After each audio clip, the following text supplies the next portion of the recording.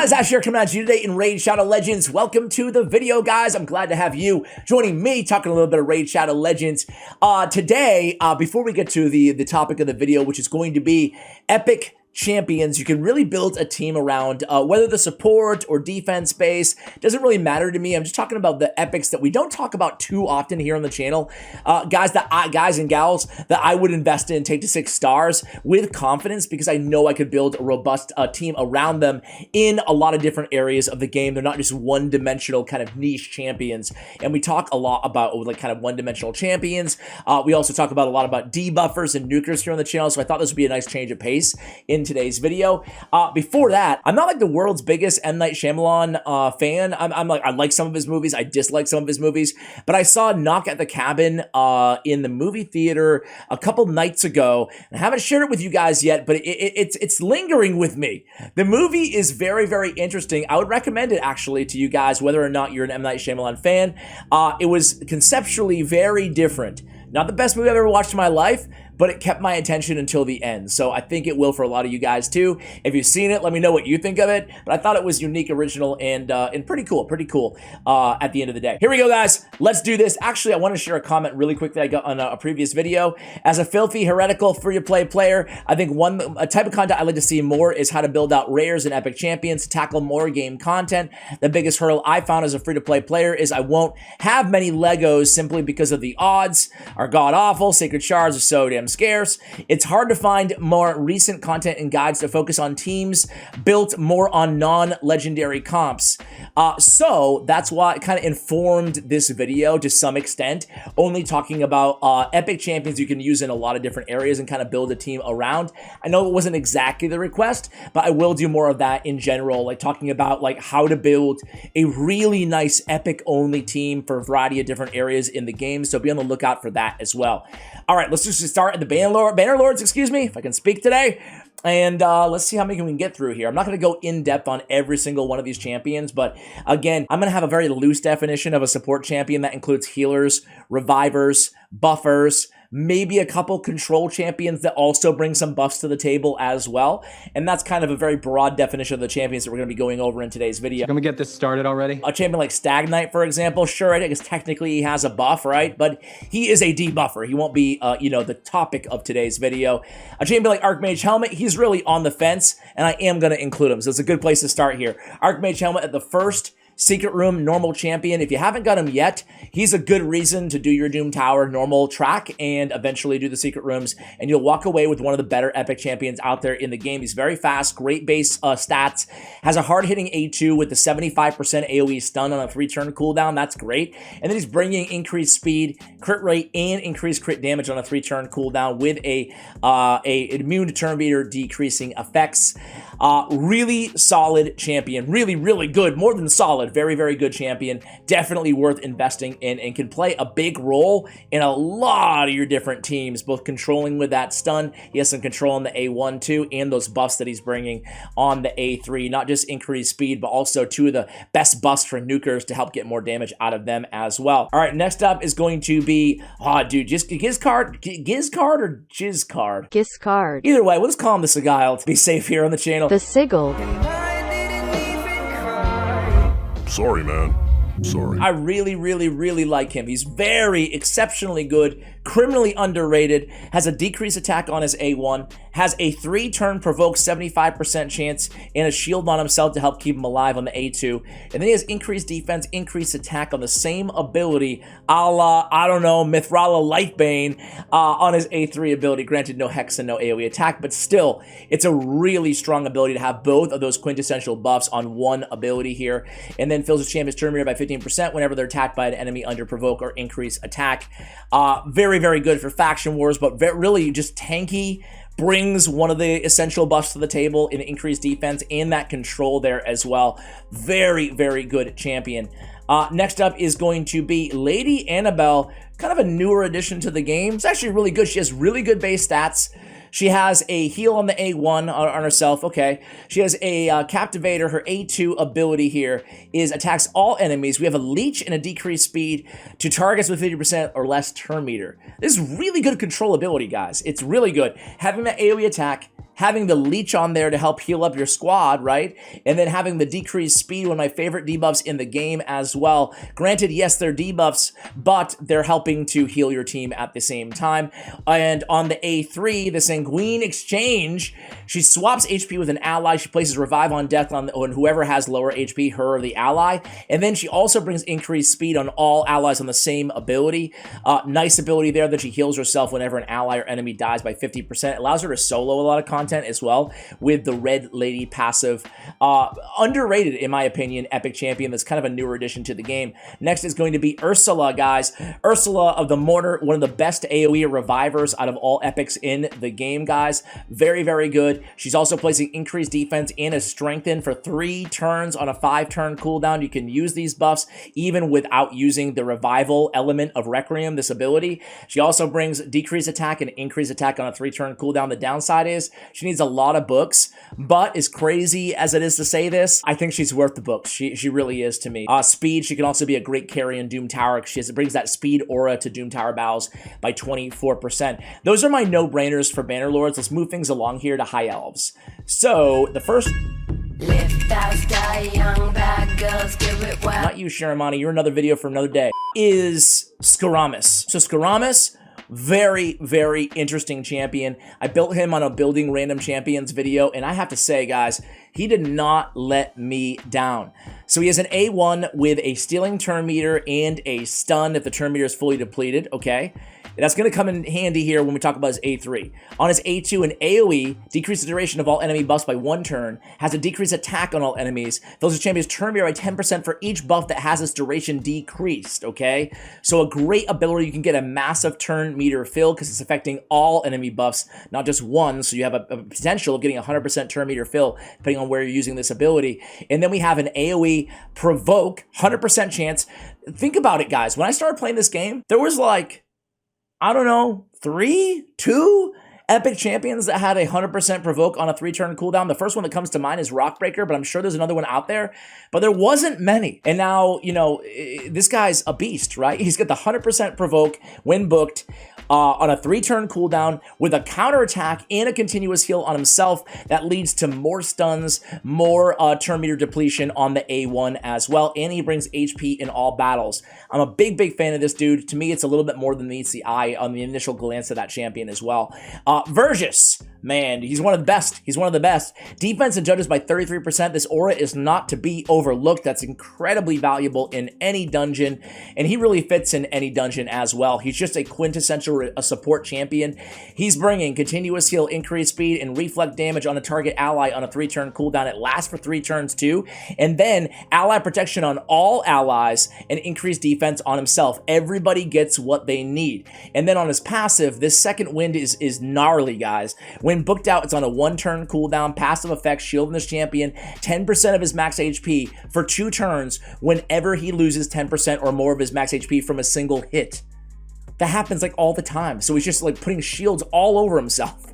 And then we have continuous heal buff in this champion for 2 turns each time their HP drops below 50%. Another champion who's tremendous and can also solo a lot of content as well. Next up, we have...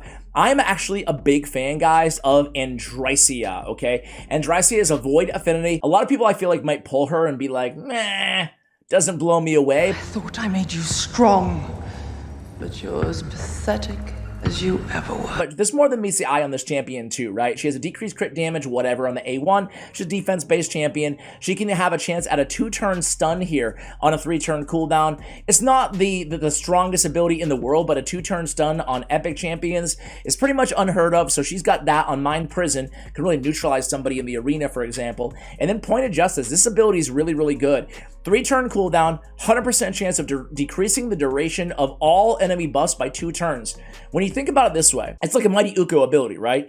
To some extent. You're decreasing all enemy buffs by 2 turns. Oftentimes, more often than not, buffs are only going to be up for 1 or 2 turns on your enemies. Seldom do you run into 3-turn buffs. So oftentimes on a 3-turn cooldown here, you are getting essentially a full buff removal on a 3-turn. That's really, really valuable, especially from a Void Epic Champion. Increase the duration of all increased defense buffs on all allies by 1 turn. A nice little add-on there too, as long as you have an increased defense champion on the team. This ability is going to make sure that's pretty much always up on your squad. So really, really cool. At the start of each turn, places an ally protect buff for 2 turns on the ally with lowest max HP. Will not be placed on this champion. Strengthen, increased defense, big versions on this champion at the start of each turn on a 5-turn cooldown. Long cooldown there, but again, this is really handy. Whether it's in the arena, it's going to protect your, it's kind of like a mini Necrit the Great, right? Instead of the round, it's going to be a turn, but it's going to help who needs it the most. Your nuker, essentially, the ally with lowest max HP. And then she gets the strengthen and the increased defense as well. So a lot of utility. Again, more than meets the eye on Andrysia. I'm a big fan of this champion. All right, Sacred Order time, guys. Now, there's a lot of these. There's a lot of good epics here. There's a lot of epics in Sacred Order, let's be real. I mean, good God. Apparently, it's a fan favorite there at Plarium HQ is the Sacred Order team. Canoness! I've been saying this for a while, guys. I think she's another, kind of like Gizcard the Sagailt. Canoness, criminally underrated, man. She's got a speed and faction crypts. Okay, whatever. That's not the best, but still, for Faction Wars, it's solid, right? But check this out. On her A2, she's got a decreased accuracy and a leech. The attack is always critical, and it hits really hard, which is nice to have, right? But a Stalwart Guardian. This is on a 2-turn cooldown, guys. She got a buff recently. A lot of people kind of like overlook this, right? Ally Protect and an increased defense buff on the target for 2 turns. Continuous heal on everybody for 2 turns. Big version, 2-turn cooldown. It's a lot of heals, a lot of support, and actually some pretty good damage too, with a decreased attack at 60% on the A1.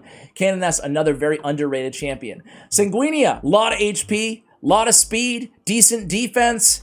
Talking really good start with the base stats here. Block debuffs for 1 turn and a continuous heal on all allies on a 3-turn cooldown. Great ability, especially for an epic champion. And then we have the transferring all debuffs from this champion to the target and a full cleanse on all allies on a 4-turn cooldown on Sacrificial Lamb. A very, very good cleanser and support champion. Again, granted, the books are quite heavy on this champion, but, well, not on the A2, I guess, right? I think she's worth booking. I think Sanguinia is a good champion. Next up is going to be, she's just like looking at me down there, so I have to talk about Godseeker Aniri. For me, she's the 2nd best epic champion in the game.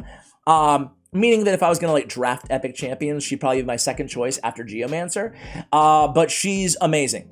She has this A2 that's just bonkers, a great heal. We attack all enemies, decrease duration of buffs by 1 turn, increase the duration of buffs on allies by 1 turn. Quest for Meaning is insanely good. And then it just keeps getting better. In Rise of Glory, she's resetting the cooldown of all their skills after she revives a target ally on a 4-turn cooldown. So valuable and unique. No other champion has a revival like that in the game. Then Guardian Angel, it's going to increase the value of all of your heals by 10%, just straight up. And then we have an active effect of a preemptive revive on death if someone's going to go down before you have to use their revive. So she has really kind of 2 revives in her kit. She's so freaking good. All right, Anchorite, he is really good as well. Very interesting champion, very exceptionally good, best epic champion in the game. I'm gonna stop saying everybody's good here. I think you guys get the point. An AoE, what heals the ally with lowest HP by 10% of the damage inflicted on the A1. Warm Embrace indeed, man. Pretty good A1 ability starting out here. Prayer of Prowess removes 1 random debuff from all allies and increases the duration of all ally buffs by 1 turn. Hey, it's a simple ability, but it's really, really solid here on the A2. And then Sacred Trust fully heals a target ally, places increased crit rate and increased damage buff on all allies for 2 turns.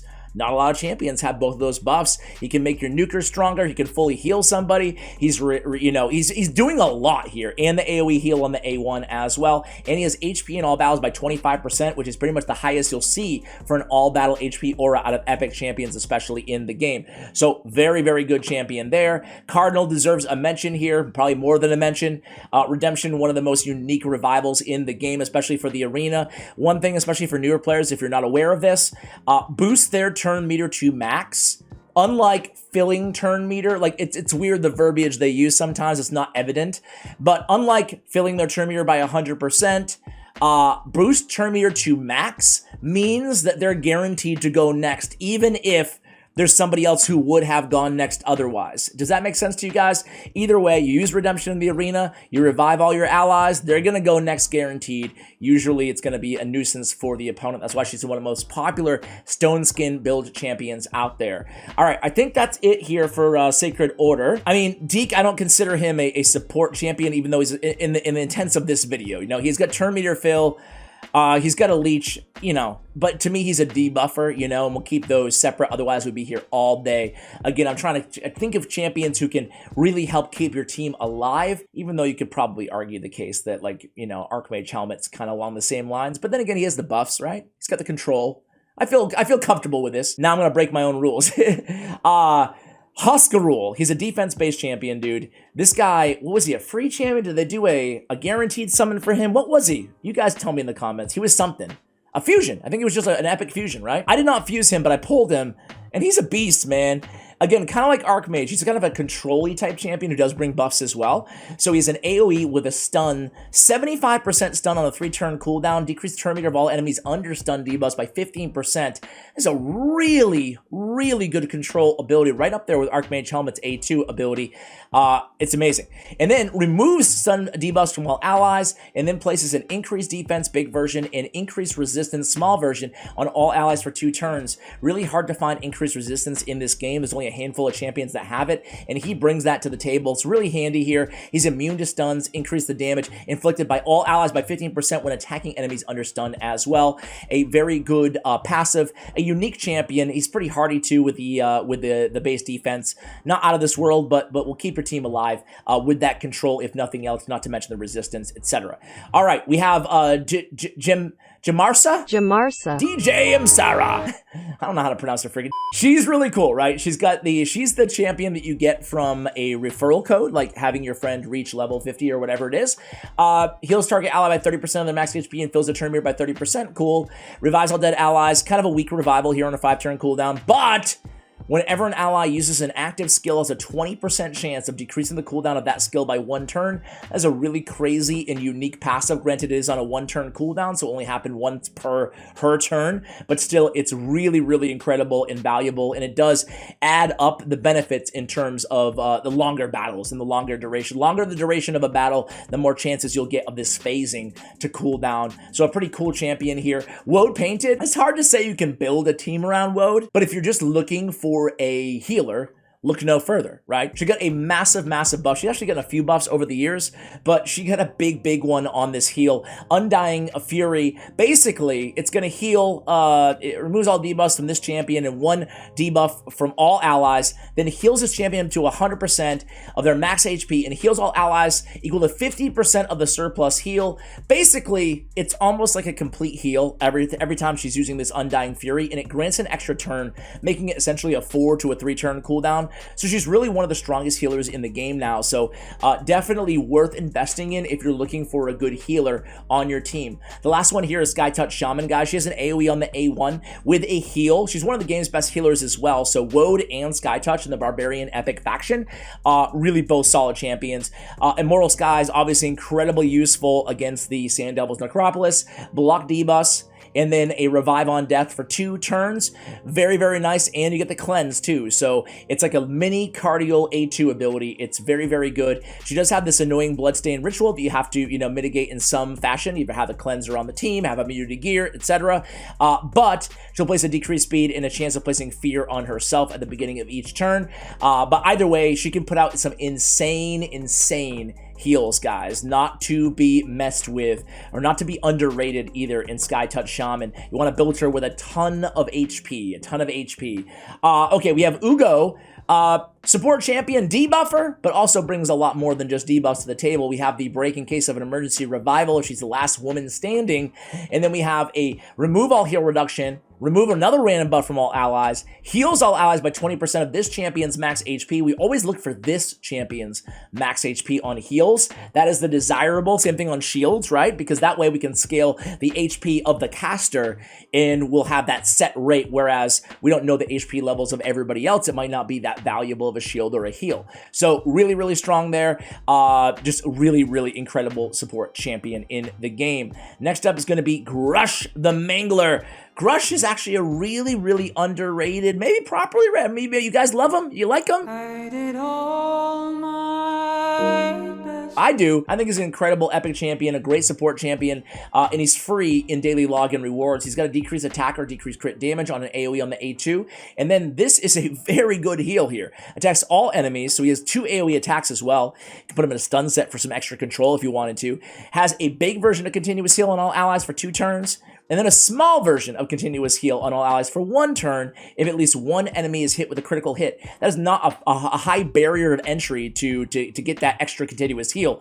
Just, you know, land a critical hit on somebody. This is on a 4-turn cooldown. It's really an incredible healing ability. So overall, just a very, very solid support champion who can dish out a little bit of damage as well. Good damage out of that champion. Next up is Skull Crusher, of course. Simple kit, but he gets the freaking job done, man. He's got the ally protect. He's got the counter attack on all allies. Of course, we say it every time we mention Skull Crusher, but incredible champion and one of the only 3 in the game to have counter attack. He's the only epic in the entire game to have counter attack. He just gets the job done. Decrease the duration of all debuffs of that champion on 1 turn at the start of each turn.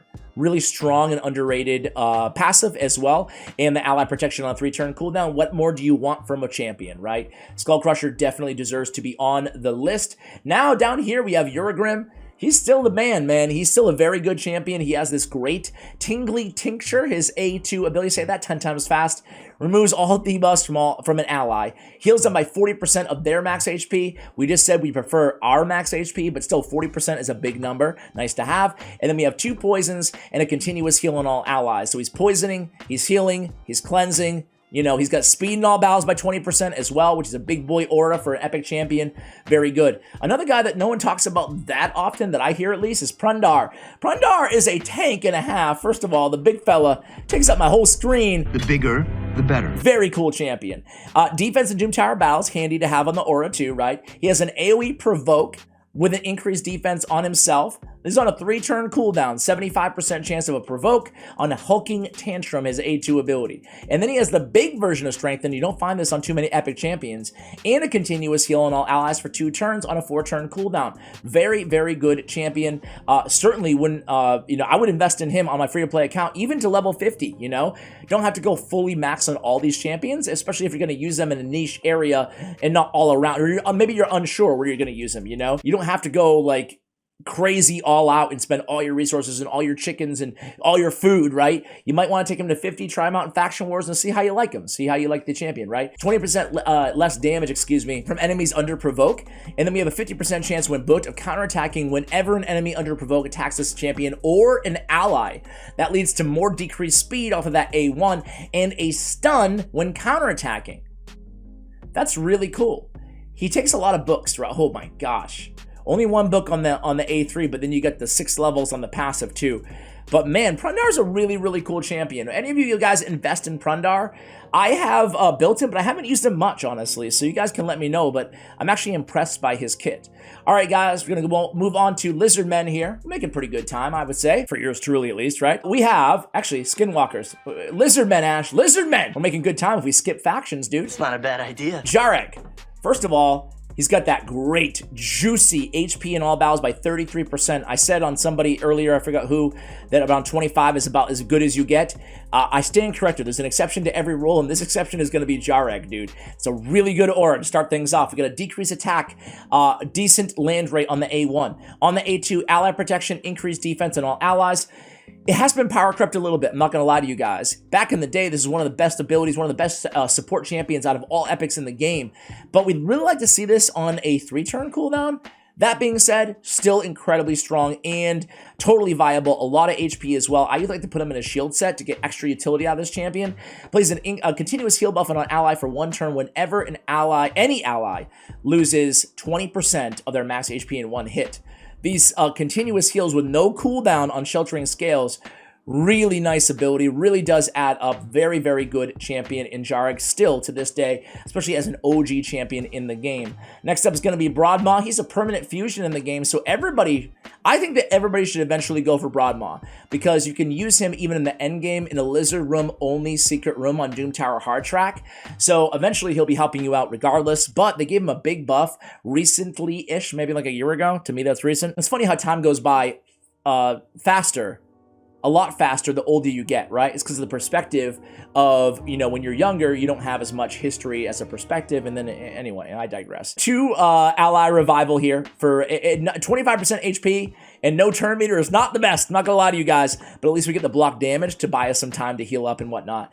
He also has an increased crit rate, increased speed, weak version, but still nice because you get a turn meter fill as well on a 3-turn cooldown and a freeze on the A1. Really solid champion, especially for Faction Wars, right, in Broadmaw, if nothing else. Skathix, dude, I love this dude. AoE, chance of stealing a random buff from each enemy on the A2, right? Gonna decrease speed on the A1, fantastic. Then we have the cleanse, we have the block debuffs, and we have the shield, the trifecta on that A3. The Scales of the Aegis and his incredibly good ability here, guys. The shield buff yielded 20% of this champion's max HP. We love to see it. Block damage buff in this champion for 1 turn whenever his HP drops below 30%. Very, very good support champion, resistant all battles by 40. Hey, it's better than nothing, right? All right, next up is going to be Skinwalkers. I think technically Venom Mage is probably a support champion, but I would give her some love. But, you know, to me, it's more of an offensive-based character, but that's just me. Even though good passive, though, for some heal reduction, damage mitigation. There we go. All right, so next up we have, okay, this is an interesting one here. There's not a ton in Skinwalkers. Well, we have Horophys. Horophys the Tusk, right? He's got the 2 random revival, 50% HP, fills a turn meters by 50% after revival, get a strength down on everybody on a 5-turn cooldown. This is a really, really solid and much needed reviver added to the Skinwalkers faction. Previously to him being added, we had nothing for revivers. Increased attack, increased crit rate on a 3-turn cooldown. Really nice to have as well. Like great buffer support champion with the revival there as well. So really, really solid champion. Horophys the Tusk. Let's see. Do we have anybody else who we would say is a must-have here? I guess Steel Skull is kind of an OG, and I do think he's been power crept a bit, but he's still really super fast, guys. He's got defense and faction creep, so good in Faction Wars. He's got increased defense and a heal, granted on a 4-turn cooldown, but still, you know, a decent heal in the big version, decreased defense. And then he has a cleanse and a heal by 40%.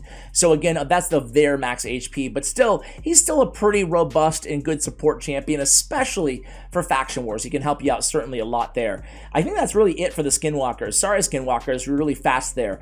But why did I go right back to Skinwalkers? Huh?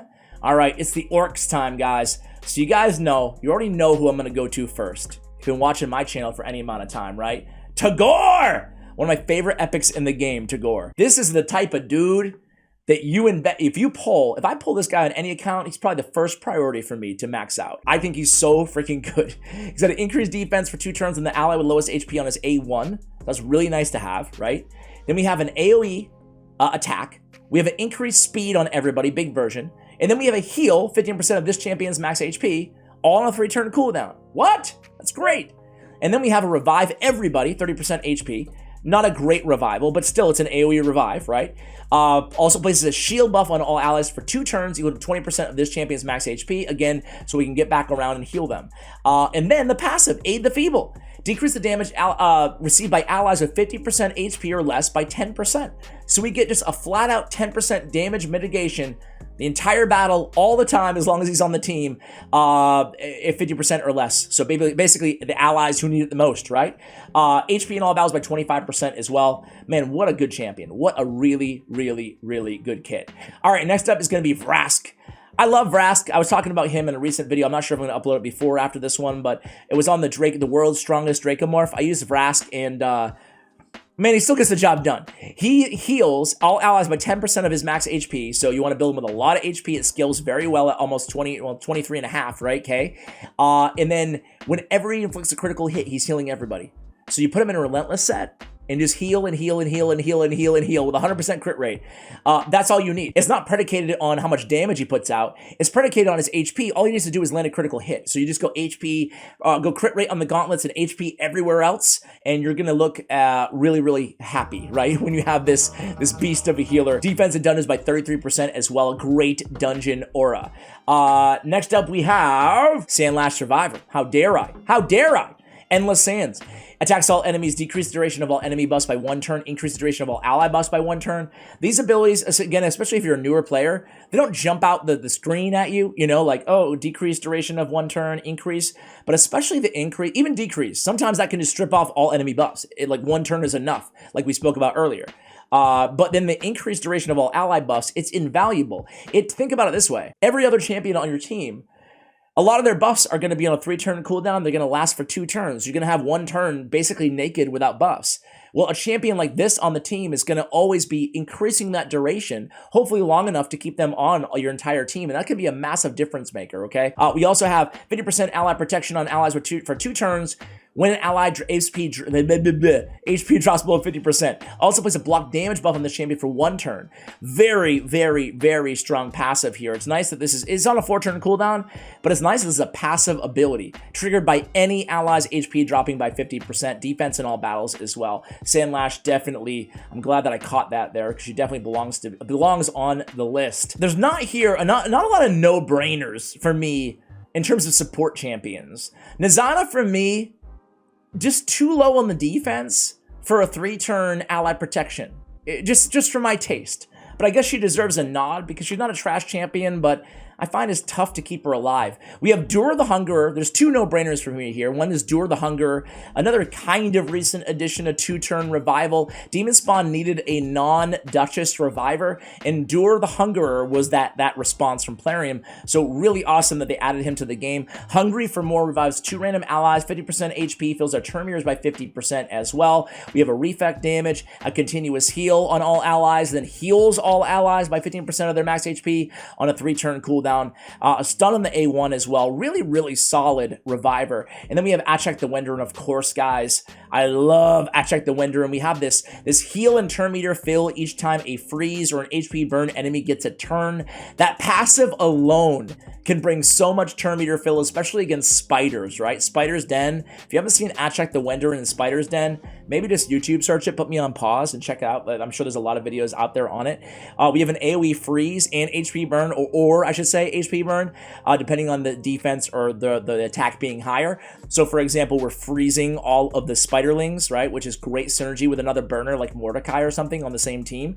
And then we have block debuffs and a strengthen big version on a 4-turn cooldown as well. So bringing a lot to the table for sure. Shout out to Tanix Hate Flower. I don't hate Tanix Hate Flower, pun intended, but I wouldn't say it's a no-brainer, right? I actually leaned heavily on Tanix Hate Flower, which is why I have a soft spot, because I didn't have a Duchess, I didn't have a Dur the Hunger or anything when I did Faction Wars for Demon Spawn the first time, and Tanix was really my only healer, not to mention the decreased speed, so I actually really had to rely on her heavily, and I guess that's like a broader point for the entire video. It's just because I don't talk about one of your favorite champions who helped you out, and just because I don't talk about a particular support champion doesn't mean they're trash.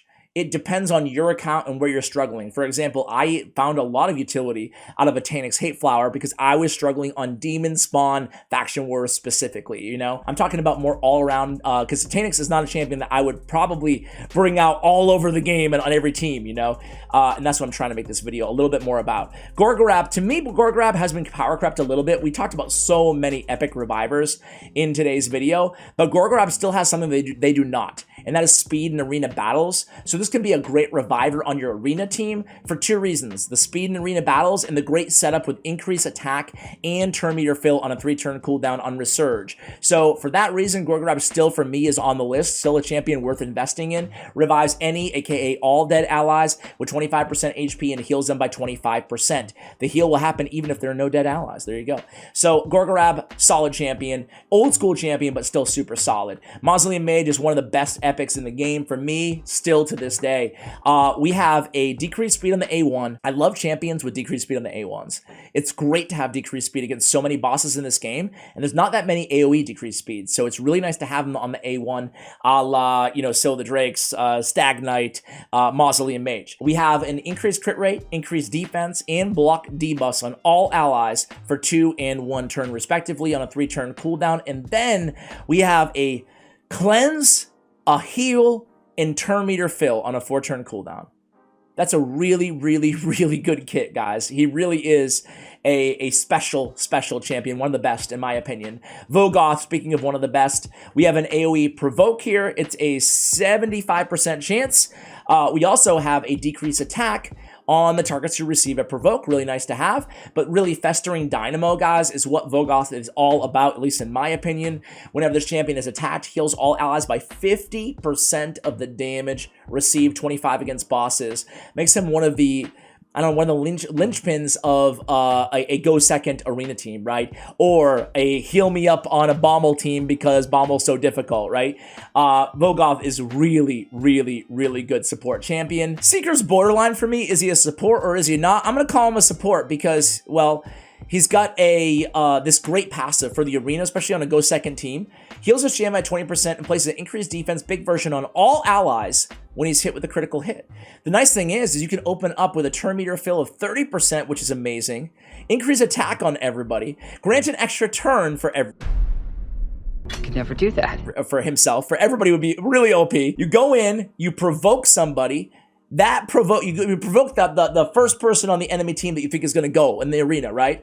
Then they attack Seeker, and boom, all of a sudden you get increased defense on everybody, or you attack their nuker, right? Because you want to make sure it's a critical hit.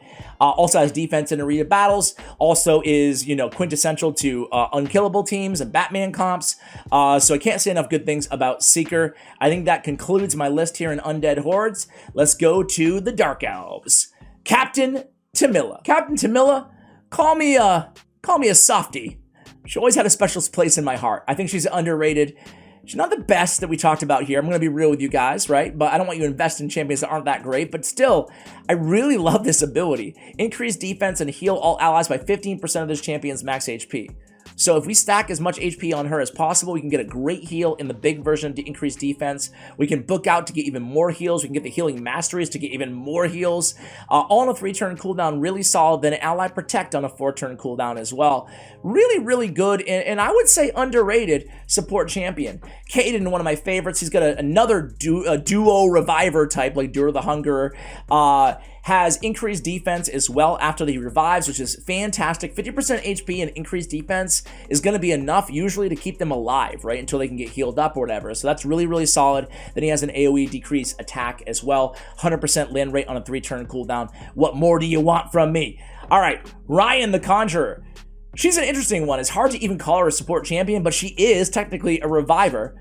And then she's a buff stripper as well on this A2. Remove all buffs from all enemies, and then has a weaken. She's the second or third? I think second Doom Tower normal difficulty champion that you get. So a good reason to keep playing after you get Archmage Helmet. Keep grinding at your Doom Tower because she is really, really good in her own right. I also have a soft spot for Crimson Helm. So Crimson Helm, again, similar to Captain Tamila. Some people love her, some people don't like her that much. She's so freaking slow. That's the downside. 85 is very, very, very slow. Good news is the defense is nice and high. The bad news is the HP is pretty low too, okay? So kind of some good and some bad there on the base stats. We got a 4-time at random provoke. Not the best, not the worst. Revive on death and increase defense though. For all allies for 2 turns. This is a really nice support ability. So again, this is a champion you might want to consider taking to 50 and see how you like them, but I'm a big fan of Crimson Helm. I think I like Captain Tamila a little bit better though, primarily because of that speed that we talked about. Knights Revenant. All right, so there's a lot of good ones here, guys. Miscreated Monster being first and foremost. He's a beast, man. He's got decreased defense and a stun on the A1. He's got another stun and a great shield based on damage that he deals on a 3-turn cooldown on Lightning Storm. Just something about him casting the Lightning Storm ability. I just love it, man. It's very satisfying, right? Getting that big, beefy shield on all your allies. Then we get an Ally Protect on all allies except this champion for not 1, not 2, but 3 turns. That's great on a 4-turn cooldown. It heals this champion by 50% of his max HP. 50% heal, not bad. And a continuous heal on this champion for not 1, not 2, but 3 turns. And then places a fear on the attacker for 1 turn whenever an ally is attacked while under an ally protection buff. Man, miscreated. I reread his kit every time, and I'm like, wow, he is good. Sinesha, speaking of good, she's got an AoE on the A1. Kind of like the inverse to Skullcrown's AoE, where she puts an extra hit on enemies with less than 50% HP after the first hit, whereas Skullcrown puts an extra hit on enemies with more than 50% HP after the first hit. We have puts target skills on cooldown, heals the ally with lowest HP by 25%, so a great heal, and single target neutralizer on the A2, and immortality equalizes the HP of all allies, then heals an ally by 10% of his max HP. This is oftentimes a complete AoE heal. Everybody gets fully healed up, one of the better heals out there in the game. I was right about that, right? More than 50% HP, I was. Okay, I want to make sure. All right, Doom Priest. She's a goddess in Raid Shadow Legends, right?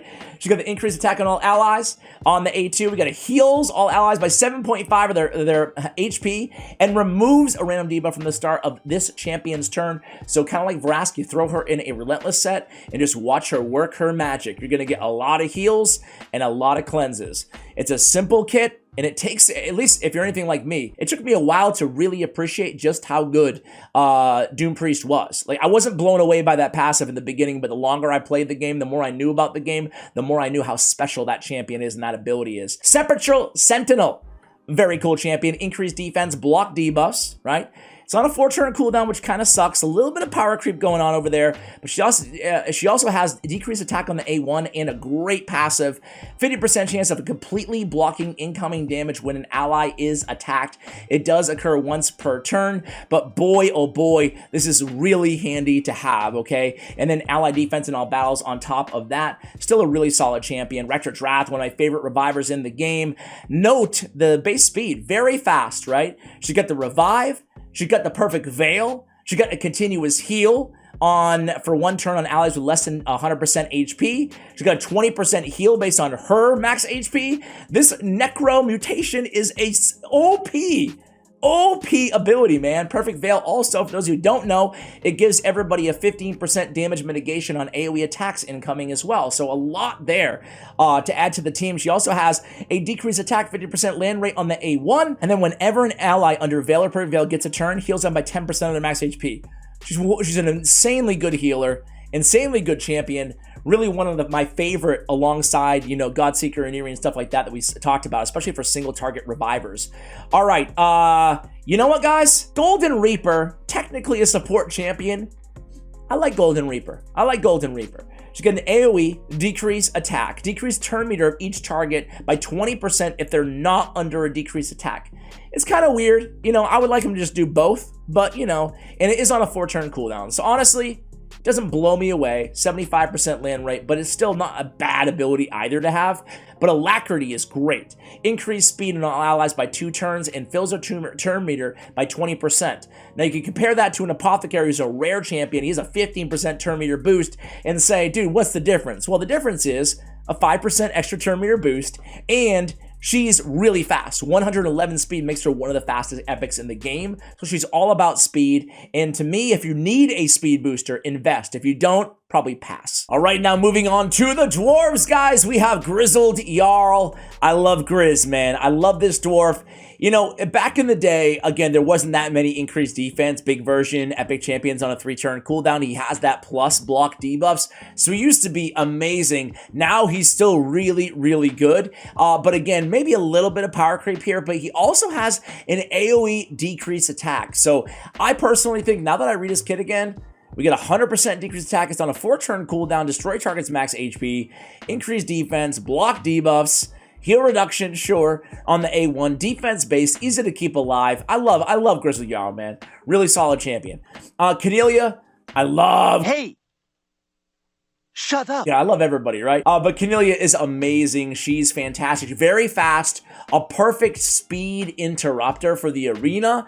But also can solo a bunch of content, including Bombo. Check out YST's YouTube channel if you want to see a bunch of solo stuff with Cornelia. She's got the 2-turn revitalizing rest, 50% heal, 100% and completely fills their turn meter if the sleep is lost, taking damage from an enemy. Very cool, where she's putting sleep on an ally. You can also put it on herself.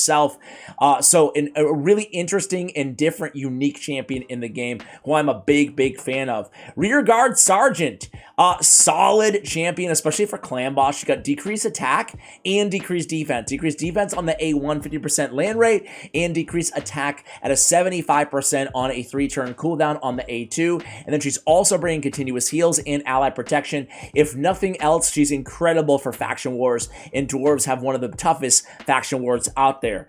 Now, I mentioned Rockbreaker. This is a perfect dude to just take to level 50, guys. So I guess technically probably not going to be in the video, because it's going to be like max out champions to invest in to level 60. But as I mentioned earlier, AoE provoke, 3-turn cooldown, placing it. It's not predicated on a critical hit, and counterattacking increases his defense. He also has a chance of blocking all incoming damage. So really underrated dwarf champion. I'm a big fan of Rockbreaker. We have Melga Steel Girdle.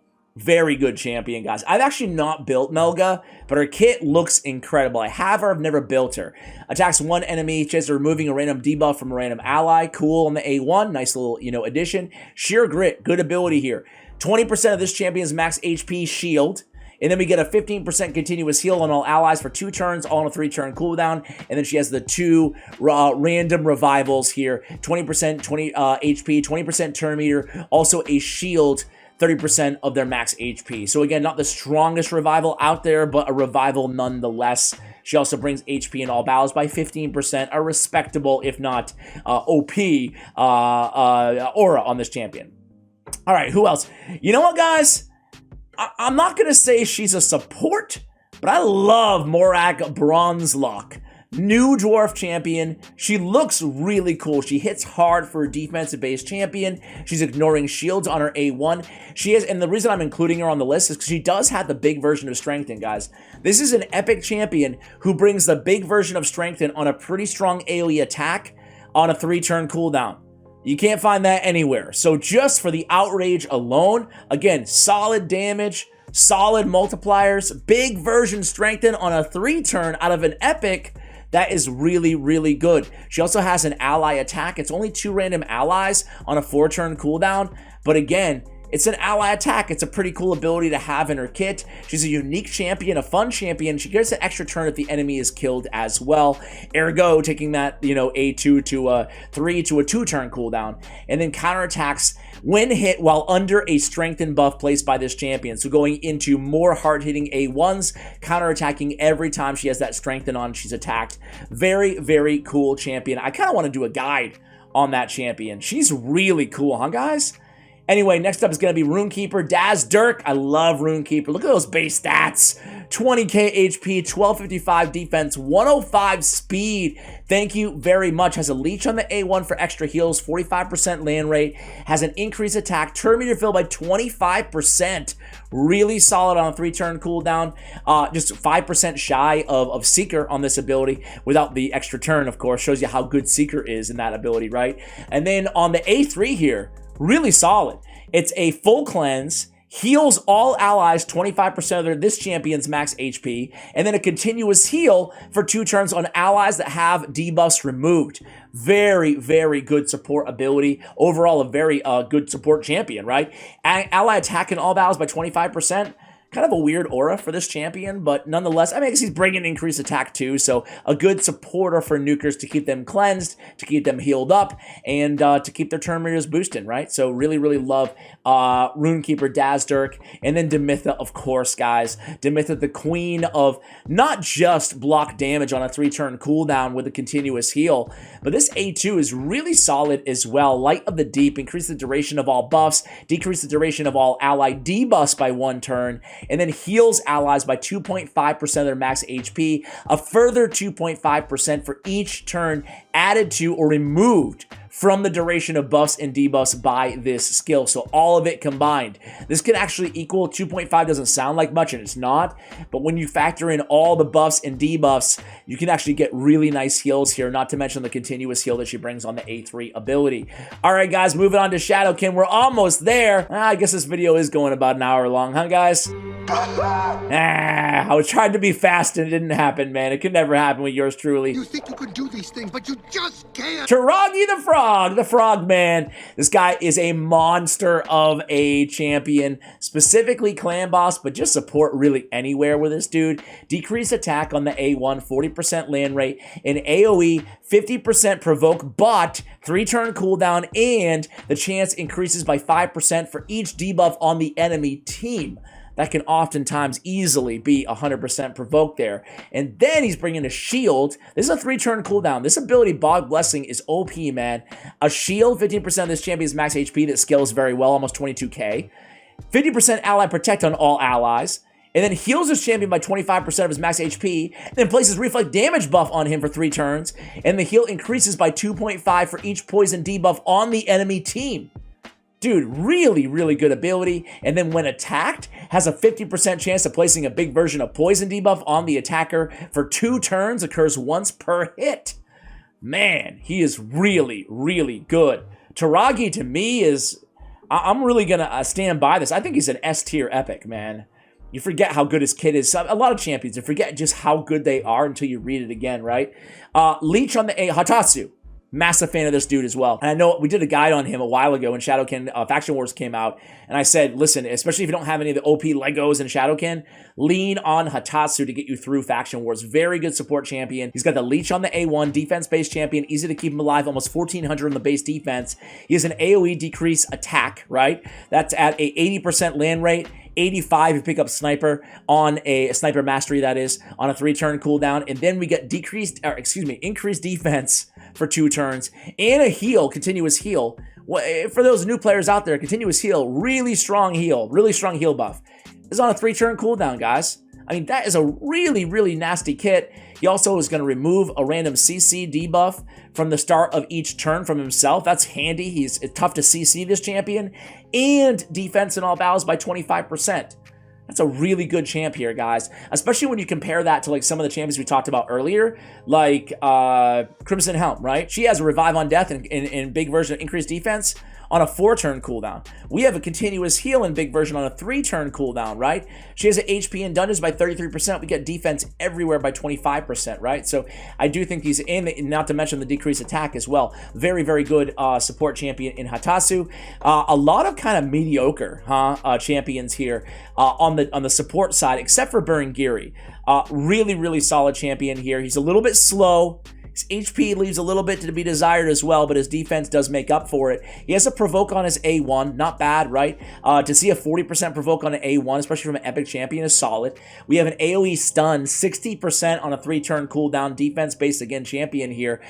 Really good control on this A2. And then we have the big version of Strengthen on everybody, and a shield with allies less than 50% HP. Shield equal to 15% of the target's max HP, and this is on a 4-turn cooldown, okay? And then we have the Soulmonger, heals this champion by 50% of their max HP whenever an ally or enemy dies. So very, very solid champion. He can solo kind of easier versions on like the normal track of what's his face? Why am I drawing a blank on Bommel? There we go.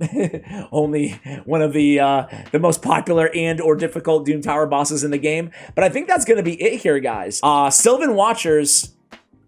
Who we got here, guys? Well, you know what?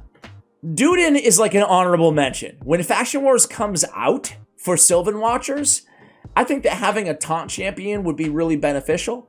He's also putting Strengthen and Counterattack on himself. He has an AoE shield as well. Increase the duration of all buffs on allies. Really strong ability. However, it's a 4-turn cooldown instead of a 3. To me, that really mitigates the value, and the shield's not that strong either. So for me, at least, he has defense in all battles, But for me, I would pretty much reserve him for Faction Wars or take him to level 50 and see how you like him. But definitely a good way to end the video. White Dryad Naya is insanely good. Very good champion. I definitely put her in the top, I don't know, 10 of the champions that we've spoken about today. Could probably argue top 5. She's an AoE. She has Krisk's A1, identical. A 50% chance of placing a decreased speed on an AoE attack, right? So A1, we're already looking great.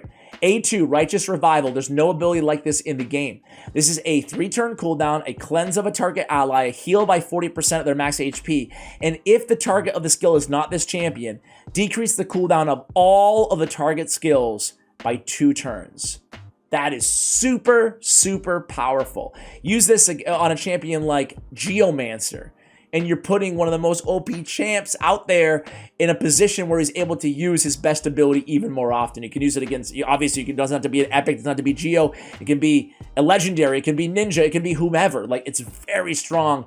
And then we have ally protection on 3-turn cooldown and strengthen. Weak version, but still strengthen in ally protect on the A3. And then whenever this champion is healed, heals each ally except this champion by 20% of that heal.